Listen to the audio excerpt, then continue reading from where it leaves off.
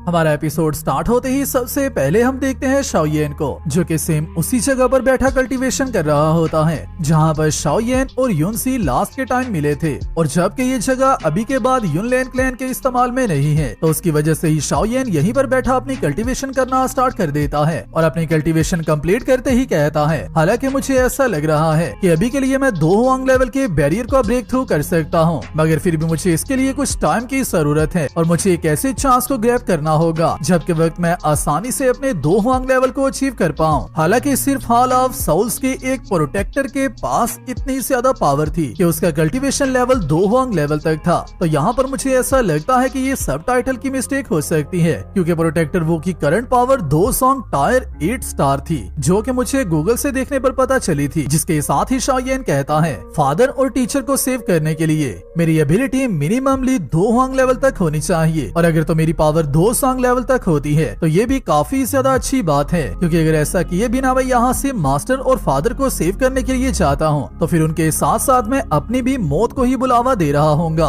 और जाने से पहले मुझे शुनार ने भी ऐसा कहा था कि जब तक मैं 2 सॉन्ग लेवल तक नहीं पहुँचाता तब तक मैं उससे भी ढूंढने के लिए ना जाऊँ, जहाँ से मुझे ऐसा लगता है कि उसके क्लैन की पावर भी हॉल ऑफ साउल्स से कम नहीं है। जिसके साथ ही हम देखते हैं शुनार और शाओयेन के वीएन के सीन को, जहाँ पर शुनार शाओयेन को ये बताती है कि जब तक तुम्हारे पास एंशिएंट जेड को प्रोटेक्ट करने की एबिलिटी नहीं है तब तक मेरे पीछे मत आना, और मुझे इस बात की पूरी उम्मीद है कि तुम इस कॉन्टिनेंट के टॉप पर स्टैंड करने की पावर रखते हो और तुम इतने ज्यादा टैलेंटेड हो कि आने वाले टाइम में तुम काफी ज्यादा अमेजिंग हो जाओगे। और जब के वक्त ऐसा होगा तब के वक्त तुम्हारी शाओ फैमिली दोबारा से राइज करेगी। जिसके साथ ही शाओयेन कहता है, इन लास्ट के कुछ सालों में मैं काफी ज्यादा हार्ड वर्क करता रहा हूँ ताकि मैं अपनी शाओ फैमिली का बदला ले सकूं। हालांकि स्टार्टिंग में सब कुछ ही मुश्किल होता है, मगर जबकि मेरी लाइफ का सबसे ज्यादा डिफिकल्ट टाइम गुजर चुका हुआ है तो फिर आने वाले मसलों की वजह से मैं कभी भी नहीं डरने वाला और ना ही बैक डाउन करने वाला हूँ। जो कहते ही शाओयेन उठकर दोबारा से खड़ा हो जाता है और अपने विंग्स को बाहर निकालते ही कहता है,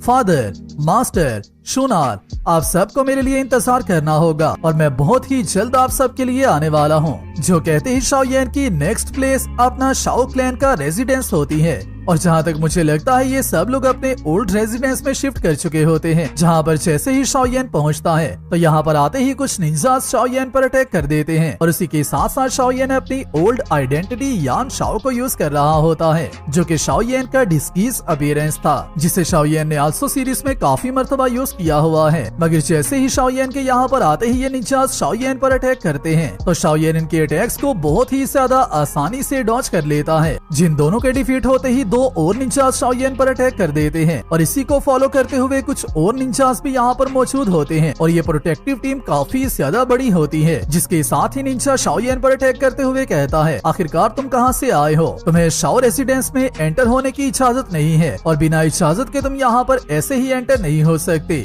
मगर इन्हीं सब से फाइट करते हुए शाओयेन इन सब की एबिलिटीज को भी टेस्ट करता है और उसी के साथ ही कहता है, अभी के लिए शाओ फैमिली के रेजिडेंस का डिफेंस काफी ज्यादा अमेजिंग हो चुका हुआ है, मगर तुम लोगों को ज्यादा हार्ड वर्क करने की जरूरत नहीं है, क्योंकि ये मैं हूँ। जिसे देखते ही ये सारे लोग शाओयेन को एक्नॉलेज कर लेते हैं और उसी के साथ ही वापस अपनी अपनी जगह पर चले जाते हैं। जिसके साथ ही शाओयेन के बाकी दोनों ब्रदर्स की एंट्री होती है, जो कि ऑलरेडी क्लैन के शायद से बाकी के सारे मेंबर्स को लेकर अपने घरों में वापस आ चुके हुए हैं। जहाँ पर शाओयेन शाओली से कहता है, जितने भी लोगों को तुम सब ने ट्रेन किया है वो काफी ज्यादा अमेजिंग हो चुके हुए हैं। हालांकि उन सब का फाइटिंग स्टाइल थोड़ा सा ब्रूटल हो गया हुआ है, मगर फिर भी उनकी कॉम्बैट पावर काफी ज्यादा अमेजिंग है। और अगर तो ये लोग ही हमारे शाओ रेसिडेंस को प्रोटेक्ट करते रहेंगे तो फिर किसी भी रेगुलर पर्सन का यहाँ पर आना तो वैसे ही मुश्किल हो जाएगा, और स्ट्रॉन्ग लोग भी यहाँ पर आने से पहले काफी मर्तबा सोचेंगे। जिसके साथ ही शाओली शाओयेन से कहता है, अगर तो तुम अभी भी वापस ना आते तो हम लोग तो ऐसा सोच रहे थे कि हाइबोडोम को तुम्हारे पीछे बेच दें और जाकर वो तुम्हें वहाँ से लेकर आए। मगर उसी के साथ ही शाओयेन अपने पास से एक बोतल को निकाल लेता है और इस लिक्विड बोतल को अपने ब्रदर को दे देता है, और उसी के साथ ही उसे बताता है, ये चिंगमिंग लाइफ पिल है। इस पिल के थ्रू तुम अपनी लाइफ ड्रेनिंग पिल के इन्फ्लुएंस को कुछ देर के लिए टेम्पोररीली एलिमिनेट कर सकते हो, मगर इसके सारे इफेक्ट ही टेम्पोरेरी हैं, और तुम्हें लाइफ ड्रेनिंग पिल के सारे इफेक्ट्स को कम्प्लीटली एलिमिनेट करने के लिए 10 साल के टाइम के अंदर 2 हुआंग लेवल को अचीव करना होगा। जिसके बाद ही तुम लाइफ ड्रेनिंग पिल के सारे इफेक्ट्स को काउंटर कर पाओगे और वो मुकम्मल तौर पर खत्म हो जाएंगे। जो मेडिसिन मिलते ही शाओली को भी दोबारा से स्पिरिट मिलती है और उसी के साथ ही शाओली शाओयेन से कहता है मैं पूरी कोशिश कर दूंगा और तुम्हें कभी भी इसमें डिसअपॉइंट नहीं करूंगा। जिसके साथ ही शाओदिंग से शाओयेन कहता है कल के दिन तुम चीफ फामा और बाकी के सारी बिगर फैमिली हेड्स को हमारे शाओ रेजिडेंस में बुला सकते हो। जो सुनते दोनों ब्रदर शाओयेन से पूछते हैं क्या तुम्हारी स्ट्रेंथ रिकवर हो चुकी हुई है और तुम्हारी वॉन्ट्स बिल्कुल ठीक हो गई हैं, जिन पर शाओयेन उन्हें हाँ करता है। और इसी के साथ ही ये लोग कल के दिन शाओ रेजिडेंस में फामा और बाकी के सारे बिगर फैमिली हेड्स को बुला लेते हैं। जहाँ पर नेक्स्ट डे पर हम देखते हैं रॉयल फैमिली से जियाशिंग तियांग, एल्केमिस्ट एसोसिएशन से फामा, बिगर फैमिलीज में से elder Nalan, elder Haibo Dong, auction master Yafei, elder Mo, queen Medusa, Xiao Ding, Xiao Li और उसी के साथ साथ जियान इस मीटिंग में बैठे होते हैं। जहाँ पर आते ही सबसे पहले शाओयेन कहता है मैंने ऐसा सोचा ही नहीं था कि एल्डर जियाशिंग तियान को भी यहाँ पर स्पेशली आना होगा और आप सब लोग मुझे आपको डायरेक्टली वेलकम ना करने के लिए माफ कर देना। जो सुनते ही जियाशिंग तियान कहता है हमारी रॉयल फैमिली की जितनी बिग फैमिली का इस तरह के बड़े इवेंट को अटेंड ना करना हमारा ही लॉस होने वाला था और उसी के साथ साथ मैं भी ब्रदर शाओयेन की स्ट्रेटेजी को देखना चाहता हूँ ताकि मुझे आने वाले फ्यूचर प्लान के बारे में पता चल सके। जिसके साथ ही शाओयेन बात करना स्टार्ट करता है और उसी के साथ ही कहता है जबकि आप सब लोग यहाँ पर आ चुके हुए हो तो फिर हम लोगों को अपने सारे मैटर को डिस्कस करना स्टार्ट कर देना चाहिए। जैसा कि आप सबको पता है जियामा एम्पायर से युनलैंड क्लैन का खात्मा हो चुका हुआ है। हालांकि हमारी सबसे बड़ी प्रॉब्लम रिमूव हो गई हुई है मगर उस सब की वजह से हमारे एम्पायर की पावर काफी ज्यादा वीक होती जा रही थी, जिसकी वजह से नॉर्थ वेस्ट रीजन में हमारा जियामा एम्पायर काफी ज्यादा वीक हो गया हुआ है। और जियामा एम्पायर का नेशनल होने के नाते मुझे इस बात का पता है कि आप में से कोई भी ऐसा नहीं चाहेगा कि हमारे एम्पायर की पावर जरा भी ड्रॉप हो सके, जिसमें से काफी ज्यादा लोगों को मेरे प्लान्स के बारे में ऑलरेडी पता है। अगर तो हमारे एम्पायर में एक ग्रेट पावर जन्म ले लेती है तो फिर हमारे कंट्री की पावर और स्टेटस ऑटोमेटिकली राइज होना स्टार्ट हो जाएंगे और जबकि युनलैंड क्लैन कम्प्लीटली डिस्बैंड हो चुका हुआ है तो फिर मैं आने वाले टाइम में एक न्यू पावर को बिल्ड करने वाला हूँ, जिसकी वजह से आज के दिन मैंने तुम सबको यहाँ पर गैदर किया है ताकि मैं ऐसा चाहता हूँ कि तुम सब लोग मेरी अलायंस का हिस्सा बन सको और हम लोग मिलकर आने वाले टाइम में अपनी नेक्स्ट स्ट्रेटेजीज को डेवलप कर सकें। जो सुनते ही एल्डर नालेन सबसे पहले कहते हैं तो क्या तुम्हारा मतलब ये है कि तुम सारी लार्ज फैमिलीज को कंबाइन करने के बाद एक ही फोर्स बनाना चाहते हो? जिसके साथ ही एल्डर मू कहता है अगर तो तुम ऐसा करना चाहते हो तो ये युनलैंड क्लैन से डिफरेंट नहीं है, ये सेम वही काम है जो कि युनलैंड क्लैन करना चाहता था। क्या कहीं तुम्हारा इरादा भी तो एम्पायर को डोमिनेट करने का नहीं है या फिर एम्पायर को पुश करने का नहीं है? जिसके साथ ही शाओदिंग बात में एंटर करता है और इन सब से कहता है आप लोगों को मुझे क्लियरली पूरी बात समझाने दो। मेरे थर्ड ब्रदर की बात करने का मतलब वो आप सबको अपने साथ ज्वाइन करवाना चाहता है ताकि हम सब लोग मिलकर एक अलायंस बना सके, जिसके थ्रू हम लोग एक ही टीम में रहते हुए सबको प्रोटेक्ट कर पाएंगे। और जबकि आप सब बिगर फैमिलीज का इन्फ्लुएंस हमारे एम्पायर में सबसे ज्यादा है तो उसकी वजह से आप सबको पता है नॉर्थ वेस्ट रीजन में हमारे एम्पायर की हालत कैसी होती जा रही है, जिसकी वजह से ही हम लोग ऐसा चाहते हैं कि आने वाले टाइम के अच्छे टाइम्स और बुरे टाइम्स में हम सब लोग एक साथ मिलकर साथ रहें। मेरे थर्ड ब्रदर का प्रपोजल सिर्फ हमें ही फायदा नहीं देने वाला बल्कि उसी के साथ साथ जैसे ही ये अलायंस फॉर्म हो जाती है तो सबसे ज्यादा फायदा तो तीनों बिगर फैमिलीज को होने वाला है, क्योंकि वो भी हमारे साथ साथ स्ट्रॉन्ग हो पाएंगी। हमारी अलायंस आप सबको नॉलेज प्रोवाइड करेगी, कॉम्बैट मूव्स प्रोवाइड करेगी और उसी के साथ साथ ट्रेनिंग भी प्रोवाइड करेगी ताकि सारी फैमिलीज के लोग ही स्ट्रॉन्ग हो पाएं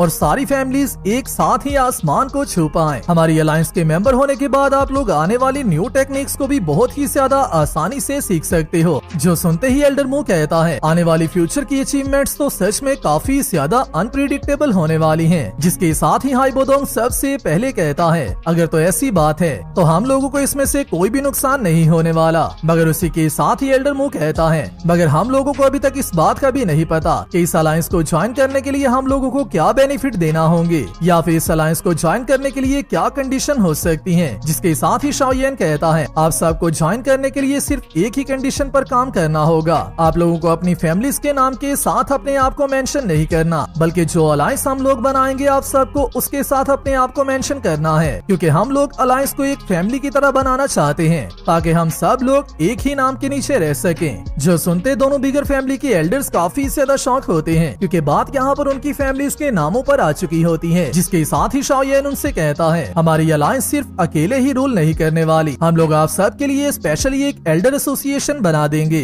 ताकि हम लोग आने वाले टाइम में अलायंस के अल्टीमेट डिसीजंस को खुद से मिलकर कर सकें। और जबकि आप सब लोग मेरे साथ इस अलायंस के फाउंडर होने वाले हो तो आप सबको भी एक एक एल्डर पोजीशन मिलने वाली है, जिसकी वजह से आने वाले टाइम में इस तरह के डिसीजन लेना और भी ज्यादा मुश्किल हो जाएगा। क्योंकि अभी के लिए जबकि अलायंस नहीं बनी तो मैं आप सबको ये मौका दे रहा हूँ। जो सुनते ही हाई बुदोंग कहता है हमारी माइटियर फैमिली को इस बात से कोई भी इशू नहीं है और हम लोग एल्डर एसोसिएशन की सबसे पहली पोजीशन को एक्वायर करना चाहते हैं, जिसकी वजह से हम लोग इसमें एंटर हो रहे हैं। जो सुनते ही एल्डर नाल एंड एल्डर मुंह से कहते हैं हाई बुदोंग तो स्टार्ट से ही शाओ फैमिली की काफी ज्यादा साइड लेता आया है, जिसकी वजह से हाई बुदोंग को इतना ज्यादा प्रिटेंड करने की जरूरत नहीं है, क्योंकि चाहे कुछ भी क्यों ना हो जाए हाई बुदोंग हमेशा ही शाओ फैमिली का साथ देने वाला है। जो सुनते ही क्वीन मेड्यूसा को काफी ज्यादा गुस्सा आ जाता है, जिसके साथ जैसे ही क्वीन मेड्यूसा एक दफा के लिए एल्डर मू और एल्डर नालैन की तरफ देखती है तो उसी के साथ ही एल्डर मू खड़ा होते ही कहता है जबकि मास्टर हाई बुदोंग इस बात पर एग्री हो चुका हुआ है तो हमारी मू फैमिली को भी इस बात से कोई भी मसला नहीं है। जिसके साथ ही एल्डर नालैन कहता है हमारी नालैन फैमिली भी इस अलायंस को ज्वाइन करने के लिए तैयार है और हमें इस बात की पूरी उम्मीद है कि ब्रदर शाओयेन आने वाले टाइम में हमें अच्छे से ट्रीट करेगा। जिसके साथ ही शाओयेन कहता है जैसे ही हम लोग इस अलायंस को कम्प्लीटली ज्वाइन कर लेंगे तो हम सब लोग एक दूसरे के ब्रदर्स बन जाएंगे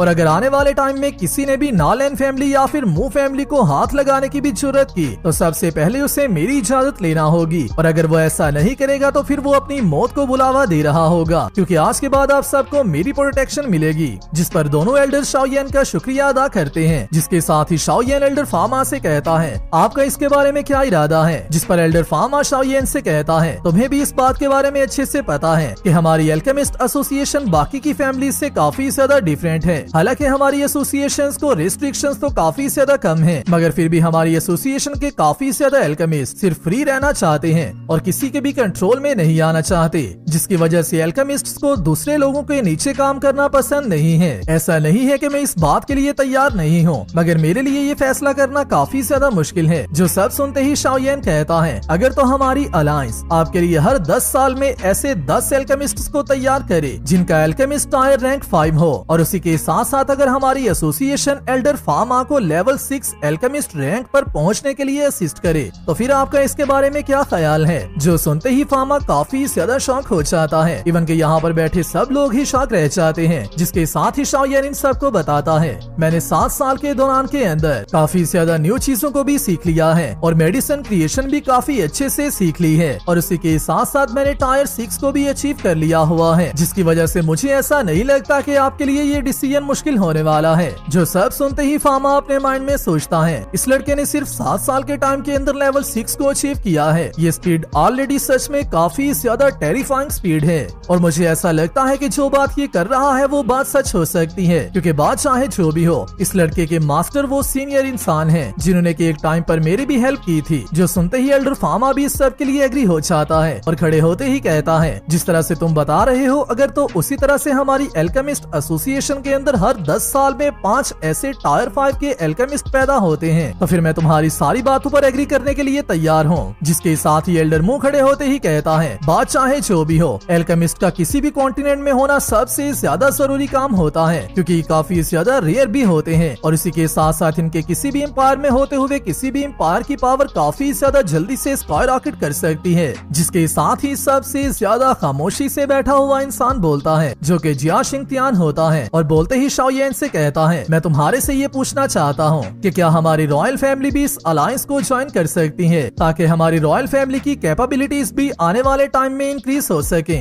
जो सुनते ही शाओयेन काफी ज्यादा अमेजिंगली इस पर एग्री हो जाता है और उसी के साथ ही कहता है अगर तो एल्डर जिया शिंगतियान हमें ज्वाइन करना चाहते हैं तो इसके लिए मैं सबसे ज्यादा हैप्पी हूँ और उसी के साथ साथ रॉयल फैमिली का हमारी अलायंस को ज्वाइन करने के बाद मैं इस बात की पूरी कोशिश करूंगा कि हमारी पूरी अलायंस ही सबसे ज्यादा स्ट्रॉन्ग बन सके, जिसके बाद हमारी रॉयल फैमिली और हमारी अलायंस दोनों ही इंडिपेंडेंट हो जाएंगी। जो सब सुनते ही एल्डर शिंगतियान कहता है जबकि ऑलरेडी ये अलायंस फॉर्म हो चुकी हुई है तो तुम इस अलायंस को क्या नाम देने वाले हो। जो सुनते ही शाओयेन कहता है हमारी अलायंस के नाम में सिर्फ 2 ही लफ्ज होने वाले हैं जिसे कि हम लोग यान अलायंस बुलाया करेंगे। जो सुनते सब लोग इस पर एग्री हो जाते हैं और इसी के साथ ही खड़े होते ही सब लोग इसको चीयर करते हैं और इसी के साथ ही शाओयेन की यान अलायंस फॉर्म होती है जिसका आने वाले टाइम में पूरे किंगडम के साथ साथ पूरे कॉन्टिनेंट पर सबसे ज्यादा इन्फ्लुएंस होने वाला है। जिसके साथ ही हमारा पार्ट 1 यहीं पर कंप्लीट होता है। वीडियो अच्छी लगी है, वीडियो को लाइक कर दो और नेक्स्ट आने वाली वीडियो के लिए चैनल को सब्सक्राइब लाजमी कर लेना। मैं मिलता हूँ आप सबसे नेक्स्ट वीडियो में, तब तक अपना और अपने प्यारों का ख्याल रखियो।